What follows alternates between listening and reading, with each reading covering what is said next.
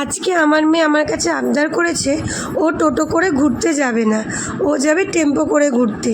তো আজকে বিকালবেলা মেয়েকে নিয়ে একটু গেছিলাম একজনের বাড়িতে, নেমন্তন্ন ছিল তাদের বাড়িতে। তো যখন যাওয়ার পথে আমি টোটো নিব, তো আমার মেয়ে বলছে মা টোটোতে চড়বো না, আজকে চলো আমরা অটো করে যাব।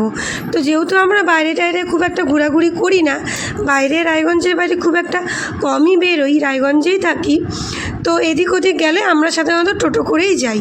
কিন্তু আমার মেয়ে টেকারে চড়তে খুব ভালোবাসে, তো যেহেতু টেকারটা খোলামেলা থাকে আর টোটোতেও চড়তে ভালোবাসে, তো টেকারে চড়তে বেশি ভালোবাসে, যেহেতু বাসে টাসে চড়তে পারে না। তো আজকে যেহেতু ঘুরতে যাচ্ছিলাম একজনের বাড়ি নেমন্তন্ন খেতে, তো ও বললো যে চলো মা টেকারে করে যাই, আর একটা ফাঁকা টেকার যাচ্ছিল।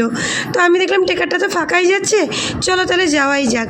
তো উঠে পড়লাম টেকারের মধ্যে মেয়েকে নিয়ে। এবার টেকারে করে আমি আর আমার মেয়ে যাচ্ছি সেই নেমন্তন্ন বাড়িতে নেমন্তন্ন খেতে। তো যাচ্ছি, তো আমার মেয়ে টেকারটাতে উঠে তো এত আনন্দ পেয়েছে, এগুলোকে আমরা সাধারণত রায়গঞ্জে অটো বলি। তো আমার মেয়ে অটোও বলে, টেকারও বলে, টেম্পোও বলে, মানে যে যেটা আর কি বলি।